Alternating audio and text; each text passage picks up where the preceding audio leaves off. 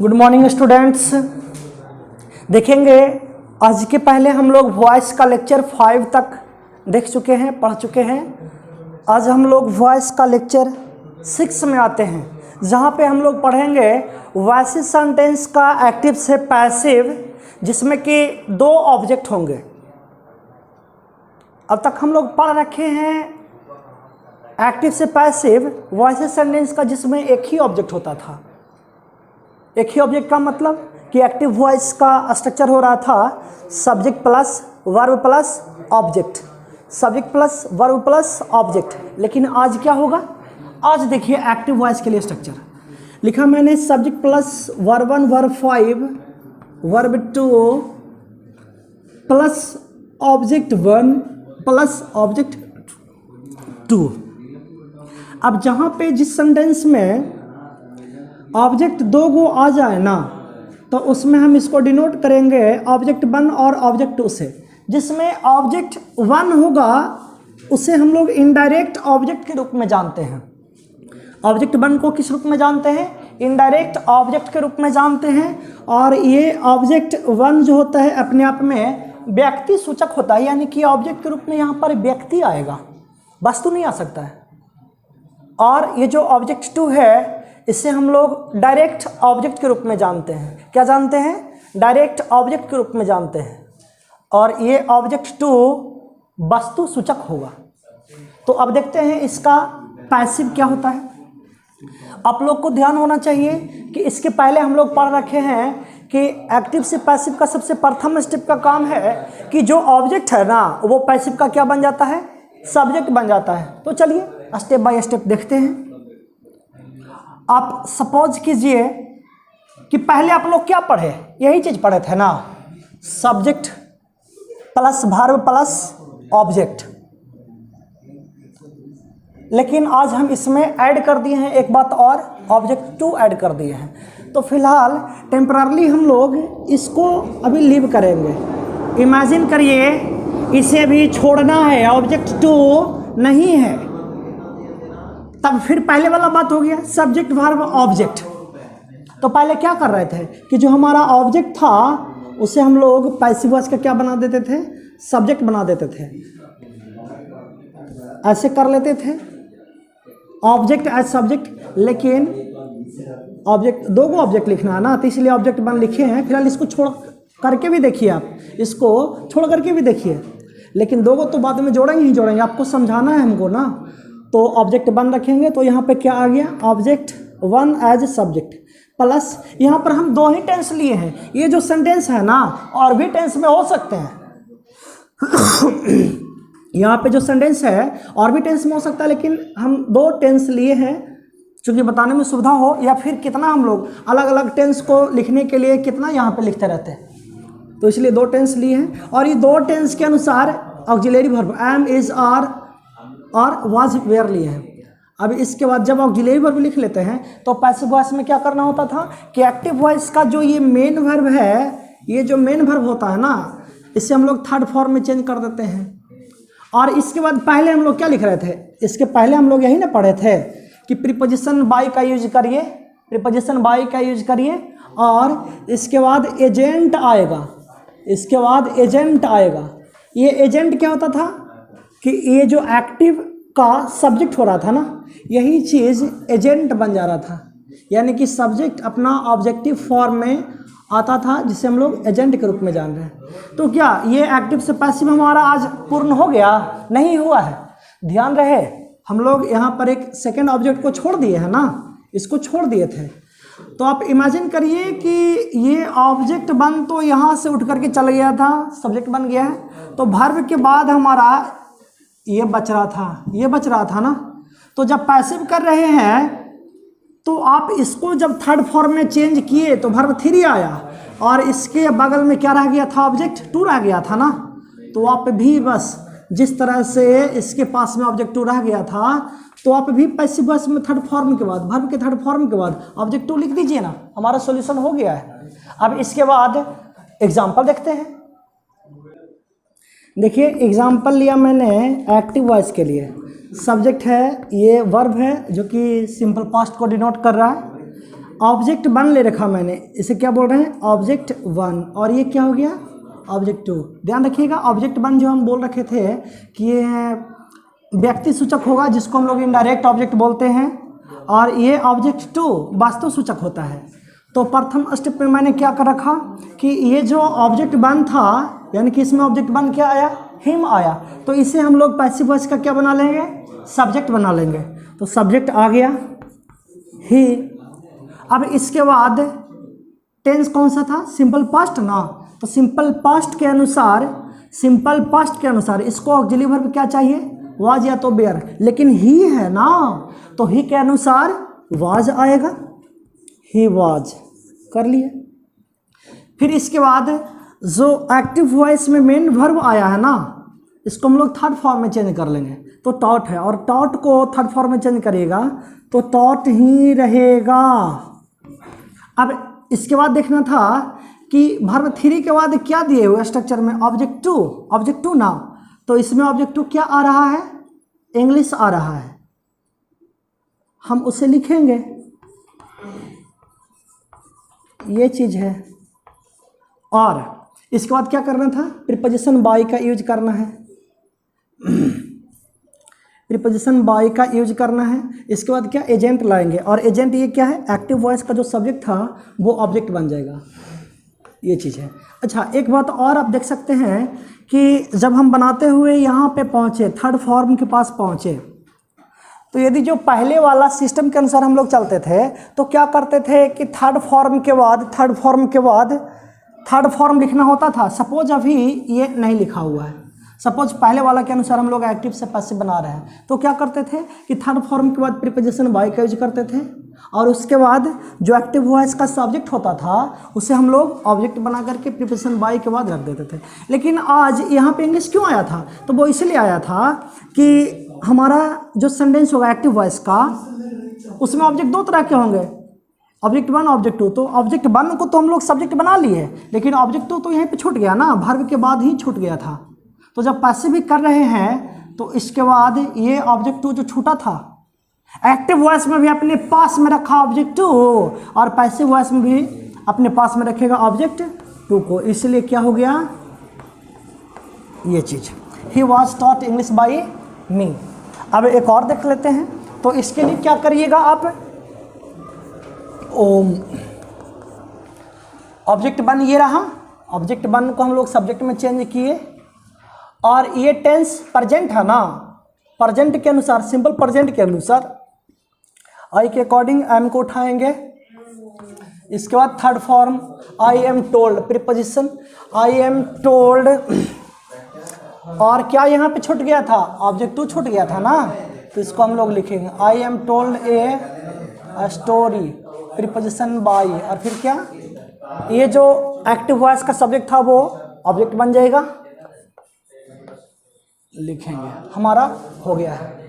अब देखिएगा इसके बाद जब हम पहले देख रखे थे कि सब्जेक्ट वर्ब ऑब्जेक्ट होता था एक्टिव वॉइस में, तो एक ऑब्जेक्ट को हम लोग पैसिव वॉइस का सब्जेक्ट बना लेते थे, लेकिन आपकी ऑब्जेक्ट 2 को है ना, तो दोनों ऑब्जेक्ट बारी बारी से सब्जेक्ट बनेगा, जिसमें से एक ऑब्जेक्ट को हम लोग सब्जेक्ट बनाने के लिए देख रखे, तो अब सेकेंड ऑब्जेक्ट को हम लोग सब्जेक्ट बनाएंगे, तब इसके लिए स्ट्रक्चर में थोड़ा सा बदलाव होगा, और स्ट्रक्चर थोड़ा सा अलग होगा। देखिए क्या होता है, ऐसे करना पड़ेगा। अब कि इसको हम उठाए थे, ऑब्जेक्ट 1 को सब्जेक्ट बनाए थे, लेकिन अब की बना लेते हैं ऑब्जेक्ट 2 को कर लेते हैं। चलिए आइए,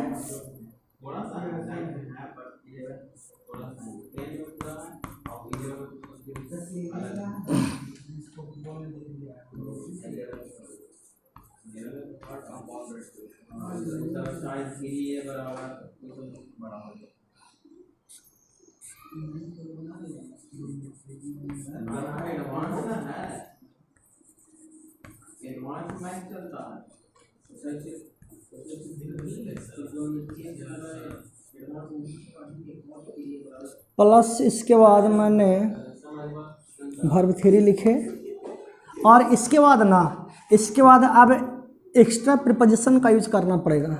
वो प्रीपोजिशन आप फॉर भी यूज कर सकते हैं, टू भी यूज कर सकते हैं, बट ये डिपेंड करता है ये वर्ब के ऊपर और इसके बाद आने वाले ऑब्जेक्ट के ऊपर। अब छूट कौन सा ऑब्जेक्ट गया था? अब क्या ऑब्जेक्ट 2 को हमने सब्जेक्ट बनाया, तो कौन सा ऑब्जेक्ट छूट गया? ऑब्जेक्ट 1 छूट गया ना। तो अब की ऑब्जेक्ट 1 को लिखिए, ऑब्जेक्ट 1 प्लस और फिर क्या, प्रीपोजिशन बाई, और उसके बाद एजेंट लिखेंगे। ये चीज़ हो गया। अब इसको हम लोग पैसिव करेंगे, एक इस पर एक्टिव लेते हैं और फिर पैसिव करेंगे। चलिए,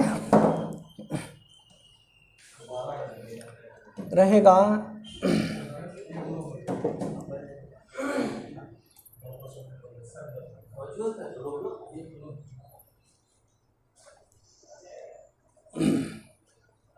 देखिए एग्जाम्पल रखते हैं।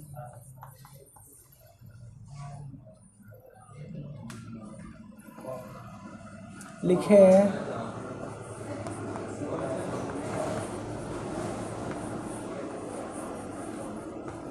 माही gave me a pen। अब पैसिव करेंगे तो इसके लिए क्या हो जाएगा, इसको उठाना है, नहीं ये सेकेंड ऑब्जेक्ट को उठाइए। ये सब्जेक्ट बन गया, ए पेन वाज, फिर इसका थर्ड फॉर्म आएगा, थर्ड फॉर्म तो ए पेन वाज गिवन। अब यहाँ पर देखिए गिवन है ना, और ऑब्जेक्ट 1 क्या आ रहा है, मी था, तो इसके लिए given to me, preposition by आई है, और एजेंट आएगा ना इसके बाद, तो एजेंट क्या था, माही।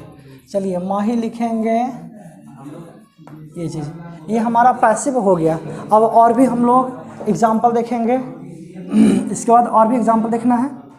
अब देखिए मैंने अगला एग्जाम्पल ले रखा, गोलू फॉन्ड मी ए सर्वेंट। इसमें ऑब्जेक्ट 1 मी है, ऑब्जेक्ट 2 सर्वेंट है, इसको हम लोग इनडायरेक्ट ऑब्जेक्ट बोलेंगे, ये डायरेक्ट ऑब्जेक्ट है।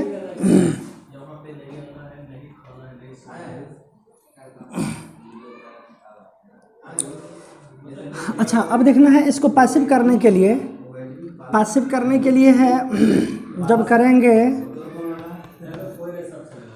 तो थोड़ा सा और इसका आप हिंदी समझेंगे। हिंदी क्या हो जाएगा, Golu fond me, Golu fond me.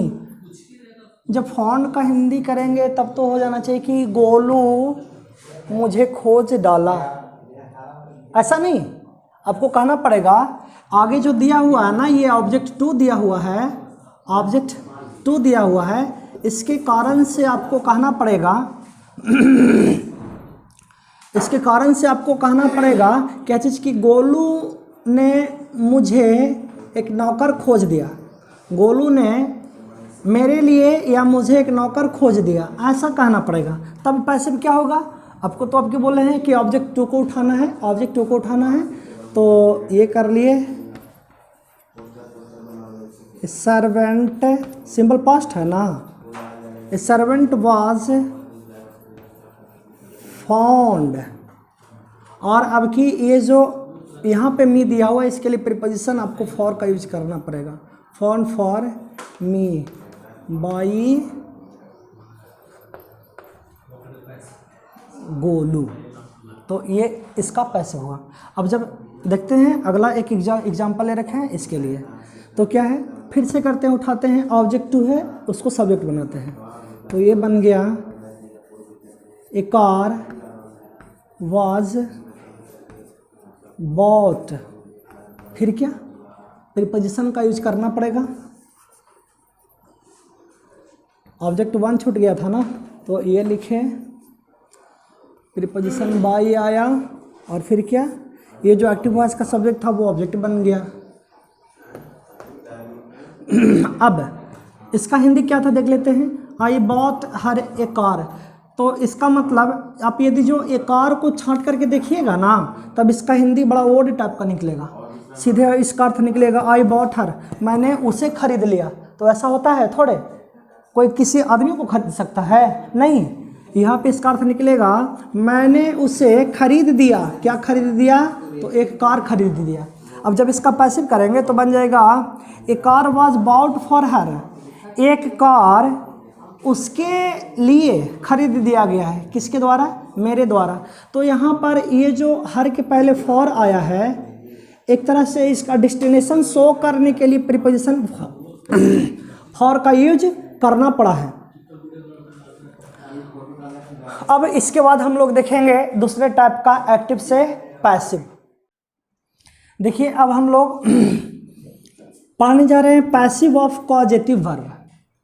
Passive of causative verb, इसका मतलब होता है प्रेरणार्थक क्रियाएं। प्रेरणार्थक क्रियाएं क्या होता है भाई? तो समझना है कि वह क्रिया जो किसी दूसरे के प्रेरणा के द्वारा किया जाए, वैसा क्रिया जो खुद नहीं किया जाता हो, दूसरों से कराया जाता हो। जैसे कि गोलू मुझे हंसाता है, तो गोलू खुद हंस नहीं रहा है, वो मुझे हंसाता है। अच्छा, एक बात और भी कि कॉजेटिव वर्ब में वैसे वर्ब्स आते हैं जिसका अंग्रेजी ना नहीं होता है। आपको हंसना का अंग्रेजी मिलेगा लाफ, हंसाना का नहीं मिलता है। रोना का अंग्रेजी मिलता है, रुलाना का अंग्रेजी नहीं मिल सकता है। रुलाना का आप क्या वर्ड जानते हैं इंग्लिश में? कुछ भी नहीं। तो इसी वर्ड में कुछ हेर फेर कर करके इसका अंग्रेजी बनाया जाता है, जिसको हम लोग जानते हैं कॉजेटिव वर्ब। अब सोना का जानते होंगे, सुलाना का जानते हैं क्या? नहीं जानते हैं। दौड़ना का अंग्रेजी जानते हैं, दौड़ाना का अंग्रेजी नहीं जानते हैं। तो ऐसा सेंटेंस का जो पैसिव बनेगा, तो इसको हम लोग कहते हैं कि कॉजेटिव वर्ब का पैसिव बना रहे हैं। अब देखिए, इसको समझने के लिए एक्टिव से पैसिव बनेगा तो समझना यह है कि अभी आप जो स्ट्रक्चर आपको दिया गया है वो है subject plus make, mix, made. ये दो टेंस में हम ये सेंटेंस को लिखे हैं। इसके बाद है ऑब्जेक्ट है, फिर वर्ब वन लिखे हैं।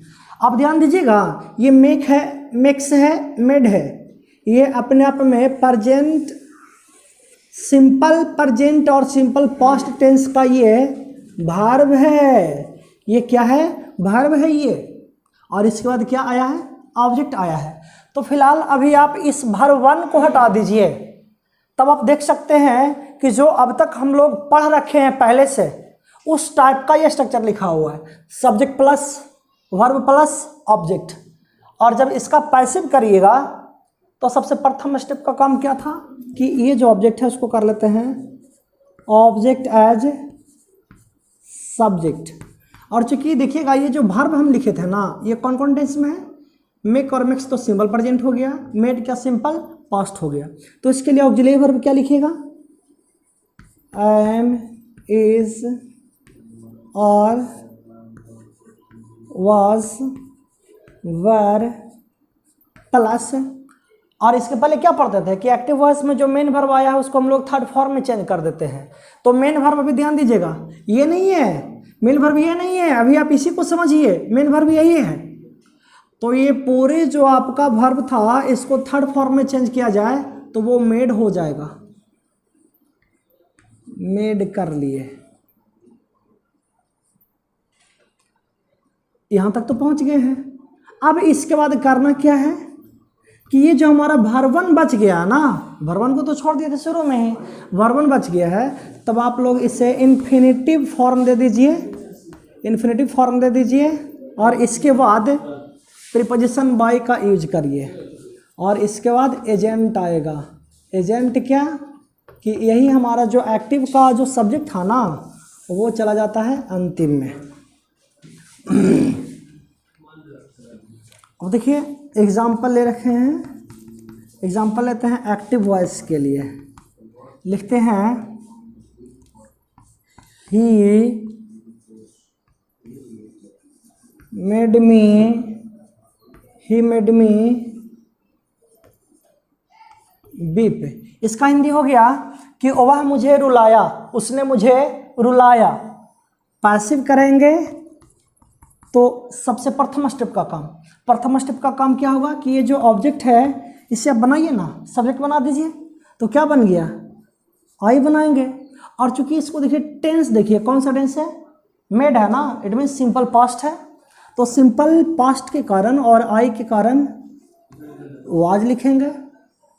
और इसमें मेन वर्ब तो यही है, तो इसका थर्ड फॉर्म आएगा। थर्ड फॉर्म में क्या हो जाएगा, मेड आ जाएगा। आई वॉज मेड, और फिर क्या लिख रहे थे, इन्फिनेटिव ना।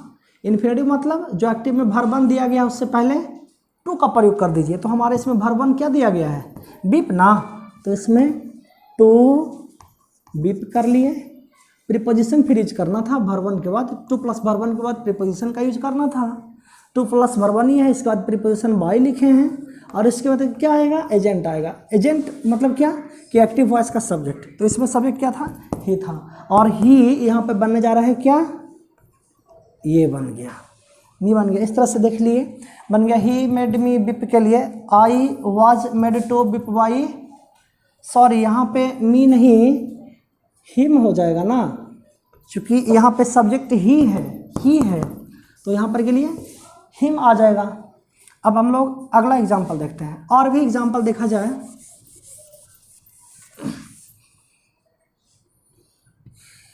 एक्टिव वॉइस लिखते हैं, गोलू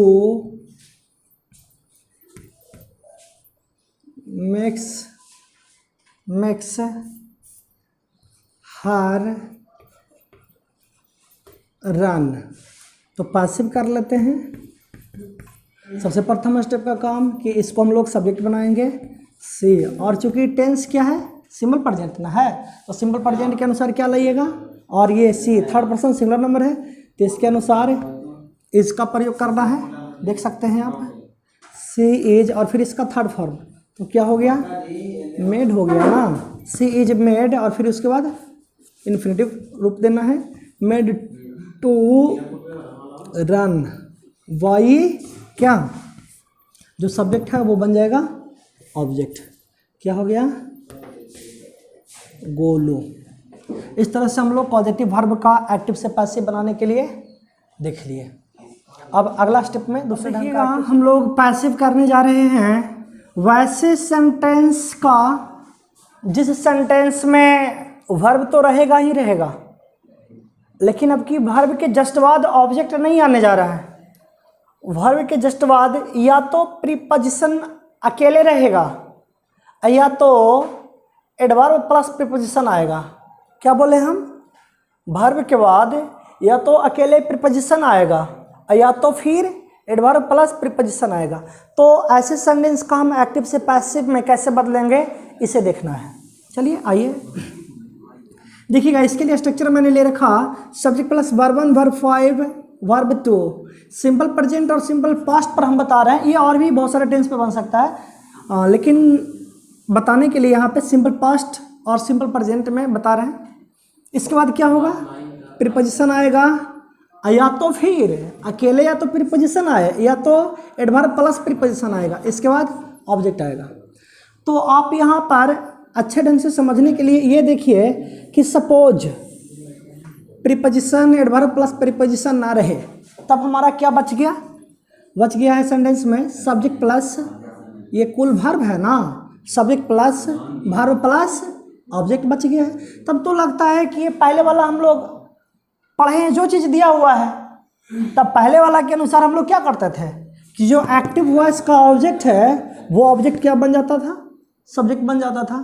कर दिए हैं। और चूंकि टेंस क्या सिंपल प्रेजेंट और सिंपल पास्ट लिए हैं, तो इसके लिए ऑक्सिलरी वर्ब क्या लीजिएगा, एम, इज, आर, वाज या तो फिर वेयर।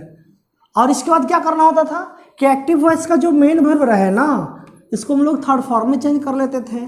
और इसके बाद क्या करना होता था, प्रीपोजिशन बाई का यूज करते थे, प्रीपोजिशन बाई का यूज करते हैं।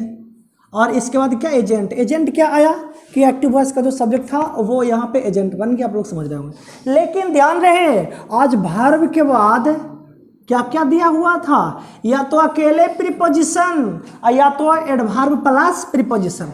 तो जिस तरह से वर्ब के बाद या तो प्रीपोजिशन रहे या तो एडवर्ब प्लस प्रीपोजिशन रहेगा, तो हमको क्या करना है कि ये जो थर्ड फॉर्म चेंज किए हैं ना, तो ध्यान दीजिएगा, यदि आपको एक्टिव वॉइस में ये मेन वर्ब के बाद अकेले प्रीपोजिशन दिया था, तो हम भी थर्ड फॉर्म के बाद वही प्रीपोजिशन का प्रयोग कर देंगे। यही यदि जो प्रीपोजिशन का प्रयोग किया है तो हम भी उसी प्रीपोजिशन का यूज करेंगे। और इस स्थिति में प्रीपोजिशन के बाद क्या आ जाएगा, या बाई। ऐसा नहीं देखना है कि एक प्रीपोजिशन यहाँ पे जो प्रीपोजिशन आएगा वो वाला हम दिए हैं फिर इसके बाद बाई दें, हो सकता है गलत हो जाए। नहीं, ये प्रीपोजिशन है तो इसके बावजूद भी इसके बाद बाई आएगा। अच्छा, अब ये अकेले प्रीपोजिशन आया तो आप तो प्रीपोजिशन दे दिए, और यदि जो एडवर्ब प्लस प्रीपोजिशन आए तो क्या करना है? तो जिस तरह से ये एडवर्ब प्लस प्रीपोजिशन दे रहा है ना, तो आप भी एडवर्ब प्लस प्रीपोजिशन एकदम साथ में लिखिए ही लिखिए, छोड़ना नहीं है। और फिर इसके बाद क्या आएगा? इस स्थिति में भी प्रीपोजिशन बाय का यूज किया जाएगा। जैसे कि एग्जांपल देखिए ना, मैंने ले रखा है एक्टिव वॉइस में सब्जेक्ट प्लस वर्ब प्लस, ये देखिए अकेले आया तो ये प्रीपोजिशन है, इसके बाद ऑब्जेक्ट है। तो क्या करना है? बस इसका पैसिव करेंगे, और पैसिव करने के बाद हम देखेंगे ये थर्ड फॉर्म जो है ना, थर्ड फॉर्म के पास में ही ये प्रीपोजिशन लेकर के आया है। तो जब पैसिव कर रहे हैं तो इसको हम लोग थर्ड फॉर्म में बदलेंगे। ऐसे तो ये थर्ड फॉर्म में है ही, लेकिन उस स्थिति में भी इसके साथ में हम प्रीपोजिशन का यूज कर देंगे। देखिए क्या कैसे होता है। मी जो ऑब्जेक्ट है वो बन गया क्या? पैसिव वॉइस में हम लोग इसको सब्जेक्ट बना लेंगे, क्योंकि टेंस क्या है? सिंपल पास्ट है ना। तो आई वाज क्या बन जाएगा इसका थर्ड फॉर्म? ब्रॉथ, है ना, ये चीज़ है। और फिर क्या? प्रीपोजिशन लेकर के आया है, ये जो मेन वर्ब है प्रीपोजिशन लेकर के आया, तो अभी दे दीजिए ना, दे दिए। अब प्रीपोजिशन बाय भी दीजिए। अब आपको यहाँ पर से कंफ्यूज नहीं होना है कि अप भी आया है बाय भी आया, गलती हो गया मेरा सेंटेंस, ऐसा बात नहीं है। ये तो अपने साथ में आपको लेकर के आया है, तो इससे क्या मतलब है? मेरा जो मेथड है, हमारा जो कंसेप्ट है, अपने कंसेप्ट के अनुसार चलेंगे, बस चल रहे हैं। और प्रीपोजिशन बाय के बाद क्या आने जा रहा है? सब्जेक्ट एक्टिव वॉइस का जो ऑब्जेक्ट बन जाएगा, यानी कि माई अंकल। अच्छा, ये तो एग्जाम्पल रहा कि मेन वर्ब के बाद क्या आया था? प्रीपोजिशन आया था। हमने हेडिंग में देखा या तो मेन वर्ब के बाद प्रीपोजिशन आया है या तो एडवर्ब प्लस प्रीपोजिशन आएगा। तो अब क्या देखिए, एडवर्ब प्लस प्रीपोजिशन वाला देख लेते हैं। Subject plus verb plus put, put main verb, फिर ये क्या? अब की एडवर्ब प्लस प्रीपोजिशन, यहाँ पे क्या हो गया? एडवर्ब, यहाँ पे एडवर्ब प्लस प्रीपोजिशन। अच्छा, अब देखिएगा कि सर यहाँ पे भी आप, यहाँ पे भी आप, तो ये प्रीपोजिशन और ये एडवर्ब क्यों? तो ये ब्रिंग अप जो था ना, ये प्रीपोजिशनल फ्रेज था, लेकिन यहाँ पे ये विथ जुड़ा हुआ है, विथ जुड़ा हुआ है, तो ये फ्रेज तीनों मिल करके बन रहा है। यहाँ पे विथ को प्रीपोजिशन कहेंगे और ये एडवर्ब है, ये अप जो है एडवर्ब है और विथ क्या? प्रीपोजिशन हो गया। तो अब देखना है इसको पैसिव करने के लिए कि ये जो ऑब्जेक्ट था इसको उठाइए, क्या कर लेंगे? This insult, this insult auxiliary verb उठाएंगे। हालांकि ये जो एग्जाम्पल दिया ना, इस टेंस से ही बिल्कुल अलग हो गया है। तो खैर मॉडल वाला भी पैसिव आपको बताया जा चुका है, देखना है, उससे समझना है। This insult can not be, फिर क्या? इसका थर्ड फॉर्म तो पुट ही होगा। और फिर देखिए बताया गया था कि थर्ड फॉर्म के बाद जो एडवर्ब रहेगा, प्रीपोजिशन रहेगा, एकदम दोनों को हम लोग मेन वर्ब के बाद रखेंगे। तो पुट आप विथ दिए हैं और फिर इसके बाद प्रीपोजिशन बाय का यूज करना है। इसके बाद क्या? जो आई है इसको हम लोग ऑब्जेक्ट में बदल लेंगे, ये हो गया। अब देखना है एक और थर्ड मैंने एग्जांपल ले रखा। Raja Ram Mohan Roy did away with sati system. Raja Ram Mohan Roy ने सती प्रथा को खत्म किया। यहाँ पे देखना है ये मेन वर्ब है, ये फिर एडवर्ब है, ये प्रीपोजिशन है। देखिए तो इसमें ऑब्जेक्ट क्या उठा लिए हैं? सती सिस्टम, तो बना लिए सती सिस्टम। ये सिंपल पास्ट ना, तो इसके अनुसार वाज कर लेंगे, बाज, फिर क्या? डन। और फिर जो एडवर्ब आया है, प्रीपोजिशन आया है, अभी दीजिए। डन अवे विथ वाई क्या, राजा राम मोहन राय, दे लिए। चलिए शॉर्ट में लिखते हैं, राजा राम मोहन राय, ये हुआ। और भी एग्जाम्पल लिया जाए, चलिए मिटाते हैं कुछ को।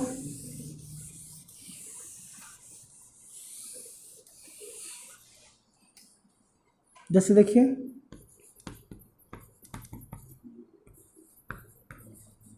गोलू लाफ्ड एट मी, तो इसमें देखिए मेन वर्ब है, इसके बाद फिर क्या, डायरेक्ट केवल अकेले प्रीपोजिशन आया है। पैसिव करते हैं, ये जो ऑब्जेक्ट था मी, वो क्या बन गया, सब्जेक्ट बन गया ना। ये कर लिए, चूंकि सिंपल पास्ट है तो आई वॉज लाफ्ड। अब हम क्या बोले थे कि मेन वर्ब के बाद यदि जो प्रीपोजिशन का प्रयोग किया हुआ रहेगा तो पैसिव में हम फिर थर्ड फॉर्म के बाद उसी प्रीपोजिशन का यूज करेंगे। यदि जो यहाँ पर एडवर्ब प्लस प्रीपोजिशन रहता तो हम भी यहाँ पर एडवर्ब प्लस प्रीपोजिशन देते। तो लाफ्ड एट बाई क्या, एक्टिव वॉइस का जो सब्जेक्ट था वो चला गया ऑब्जेक्ट बन करके। तो इस तरह से हम लोग देख लिए कि वर्ब के बाद प्रीपोजिशन या तो फिर एडवर्ब प्लस प्रीपोजिशन है तो इसका पैसिव कैसे बनाते हैं। इसके बाद देखेंगे दूसरे ढंग का।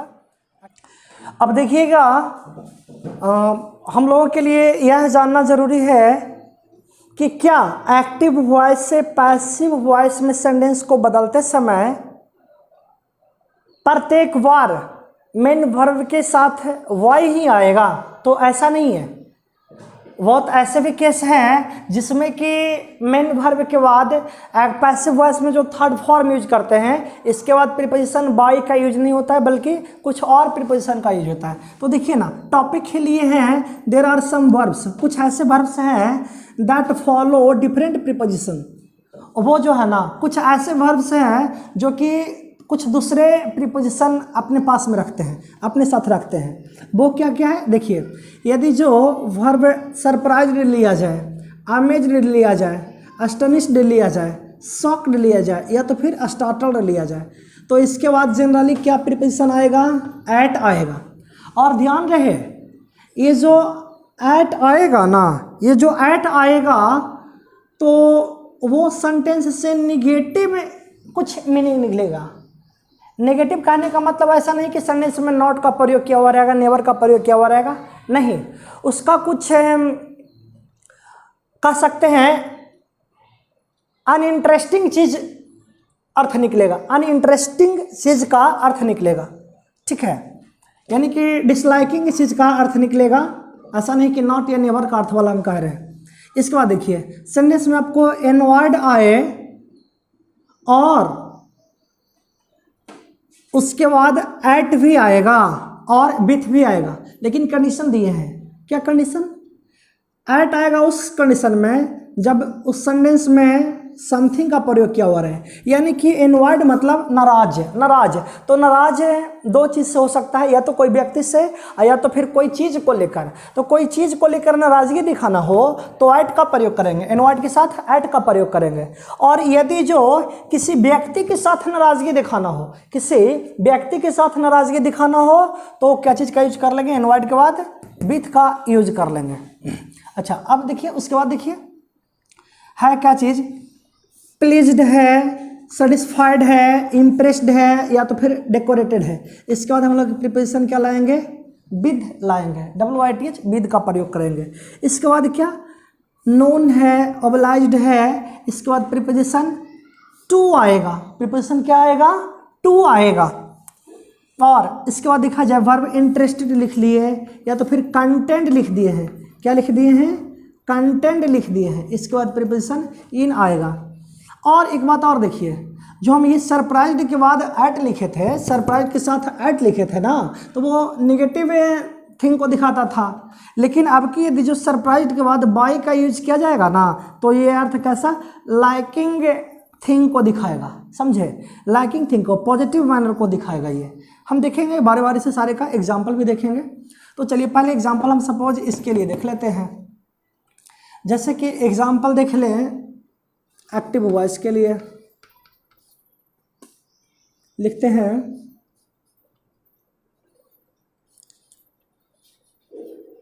पहले सरप्राइज्ड के लिए लिखते हैं हिज बिहेवियर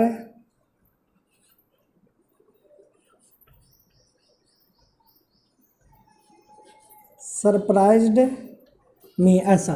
तो पैसिव बनाने के लिए क्या करना है, सपोज पहले वाला तरीका से बना लेते हैं। चलिए करते हैं, आई सिंपल पास्ट है ना, तो आई वाज सरप्राइज्ड कर लिए, आई वाज सरप्राइज्ड। पहले वाला नियम से क्या करते थे कि बस मेन वर्ब जो हो उसके बाद प्रीपोजिशन बाई का यूज कर दीजिए, उसके बाद जो ये था हमारा एक्टिव का सब्जेक्ट उसको हम लोग ऑब्जेक्ट बना लिए, ऐसा चीज हिज बिहेवियर। तो ये सेंटेंस हमारा क्या हो गया, गलती हो गया। अभी के अनुसार क्या होना चाहिए, अभी के अनुसार होना चाहिए आई वाज सरप्राइज्ड एट लिखे हैं, बाय नहीं दीजिए आप, एट दीजिए, एट हिज बिहेवियर।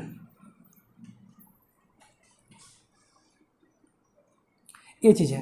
अब देखते हैं हम लोग इसी तरह से और भी प्रत्येक के साथ आपको ऐड का प्रयोग करना है। इसका देखिए एनवर्ड है ना, एनवर्ड के साथ ऐड का भी प्रयोग होगा। इसके लिए देख लेते हैं example.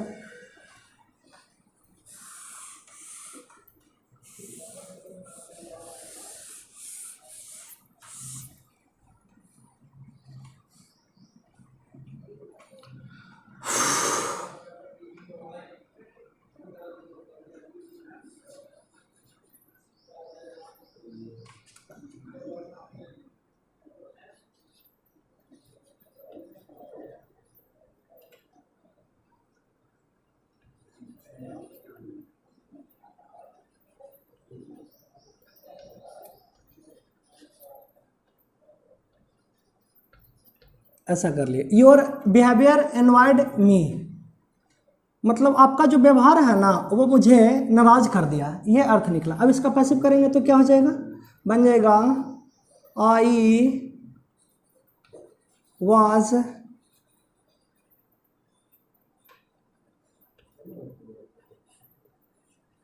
एनवायर्ड, I was envied at your behaviour. Direct सही ही बना दिए हैं, गलती अब के नहीं लिए हैं, ये चीज़ है। यहाँ पर यदि जो हम प्रीपोजिशन बाय का यूज करते ना तो ये गलत हो जाता। अच्छा अब देखिएगा, कहने का मतलब है कि एनवर्ड के साथ एट आया, क्यों, क्योंकि इसके बाद समथिंग यदि जो रहे, समथिंग रहे तब हम एट का प्रयोग कर लेंगे। जैसे कि देखिएगा ना, योर बिहेवियर, ये भी योर बिहेवियर कोई व्यक्ति नहीं है, कोई इंसान नहीं है, एक तरह का थिंग लेंगे, थिंग के रूप में लेंगे, इसलिए ये अपने साथ में ऐड को रखा है। अब एक बार बीत का भी प्रयोग होगा, लेकिन कब होगा उसके लिए हम लोग एग्जांपल देखते हैं।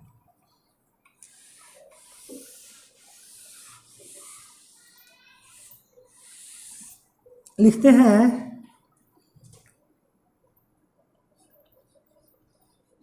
मोनो इनवाइड मी, ऐसा। इसके देखिए सीधा अर्थ यह निकलता है कि मोनू ने मुझे नाराज कर दिया। पिछला बार क्या था कि आपका व्यवहार से मैं नाराज हूँ, या तो फिर आपके व्यवहार ने मुझे नाराज कर दिया, कुछ ऐसा अर्थ निकल रहा था। लेकिन अब की कह रहा है मोनू एनवाइड मी, मोनू ने मुझे नाराज कर दिया। अब ये नहीं बता रहा है कि मोनू क्या चीज़ के जरिए मुझे नाराज किया, ये नहीं बता रहा है, बस सीधा लिखा है मोनू मुझे नाराज कर दिया, मोनू ने मुझे नाराज कर दिया। तब देखिए क्या बना लेंगे, तब बस सीधे बना लीजिए आई वाज एनवायर्ड विद मोनू, ये चीज रहा। अब देखिए फिर आएगा, अब कि इसके बाद हम लोग देखेंगे प्लीज्ड के लिए या तो फिर सेटिस्फाइड के लिए, बारी बारी से देखा जाए।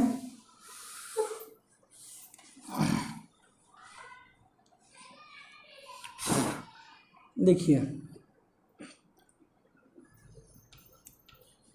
गोलू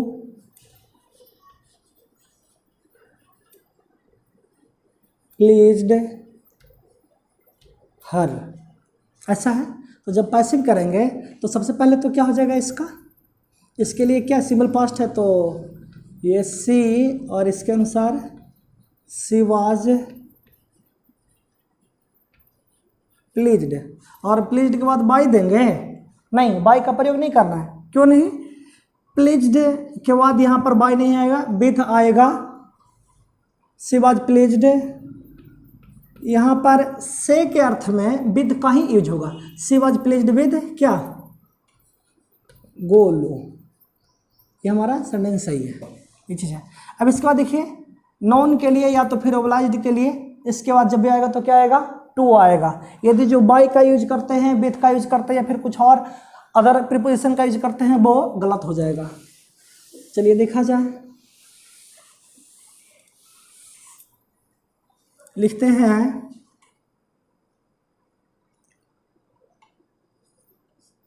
सी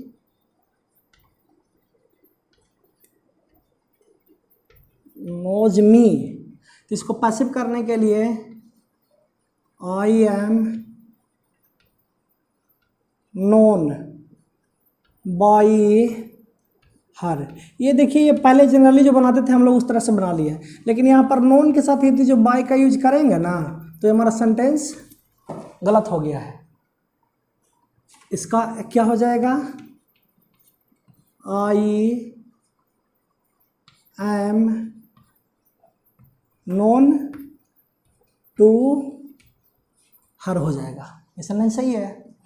अब इसके बाद देखिए, अब इसके बाद देखते हैं इंटरेस्टेड के लिए या तो फिर कंटेंट के लिए देख लेते हैं, कोई एक के लिए देख लेंगे एग्जाम्पल। लिखते हैं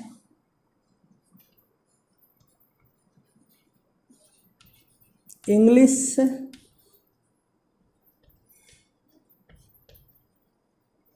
इंटरेस्ट्स मी, इंग्लिश इंटरेस्ट्स मी, ये एक्टिव वॉइस है, इसका पैसिव कर लेंगे तो बनाइए, ये ऑब्जेक्ट है जो सब्जेक्ट बन जाएगा, और चूंकि सिंपल प्रेजेंट है ना तो इसके अनुसार एम का यूज किए हैं, एम का यूज किए हैं जी, और इसका थर्ड फॉर्म चाहिए तो थर्ड फॉर्म के लिए क्या हो जाएगा, इंटरेस्टेड, इंटरेस्टेड, और इंटरेस्टेड के बाद हमने क्या दिया, बाय नहीं आएगा, विथ नहीं आएगा, एट नहीं आएगा, क्या आ रहा है, इन आ रहा है। I am interested in English, और हम लोग इसी सेंटेंस को बोलते हैं कि I am interested in English, I am interested in mathematics, जो कि पैसिव वॉइस का सेंटेंस है। चलिए अब आते हैं सरप्राइज्ड के लिए। सरप्राइज्ड क्या, पॉजिटिव थिंग को दिखाएगा, पॉजिटिव मैनर को दिखाएगा। तो इसके लिए एग्जांपल देख लेते हैं।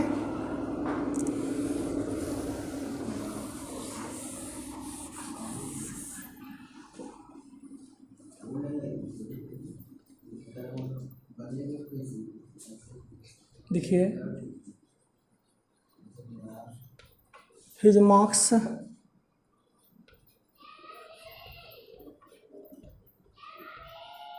सरप्राइज्ड अस, पैसिव करेंगे तो इसका क्या बन जाएगा, बी, और फिर क्या, सिंपल पास्ट है ना तो be were surprised, be were surprised by his marks. अच्छा एक बात देखना यहाँ पे कि यदि जो ये लिखे हैं हिज मार्क्स सरप्राइज्ड अस, और इसको हमने कह दिया कि ये पॉजिटिव थिंग को दिखाता है, लाइकिंग थिंग है ये, क्यों कह दिया ऐसा, क्योंकि किसी का मार्क्स अच्छा आना ये पॉजिटिव थिंग है। इसका मतलब क्या हुआ कि हम लोग को उस पर विश्वास नहीं था कि वो अच्छा मार्क्स ला सकता था, और वो क्या कर दिया, अच्छा मार्क्स ला कर दिखा दिया, तभी तो हम लोग उसके अच्छे मार्क्स से आश्चर्यचकित हो गए, लिख दिए his marks surprised us, be were surprised by his marks. हम लोग उसके मार्क्स से आश्चर्यचकित हो गए। और इसके सबसे फर्स्ट में लिखे थे क्या कि हिज बिहेवियर सरप्राइज्ड मी या फिर अस लिखे थे। उसका जो व्यवहार है ना, उसका व्यवहार हम लोग को आश्चर्यचकित कर दिया। मतलब क्या, ये नेगेटिव चीज़ को दिखाता है। हम लोग ऐसे उससे उम्मीद नहीं रख रहे थे कि वो हम लोग के साथ इतना बुरा करेगा, तभी तो बोल रहे थे क्या चीज़ की I am surprised at his behaviour. इस तरह से देख लिए कि कौन कौन से वर्ब के साथ हैं, किस तरह के प्रीपोजिशन आते हैं। अब देखते हैं हम लोग इसके बाद अगले टाइप का कुछ।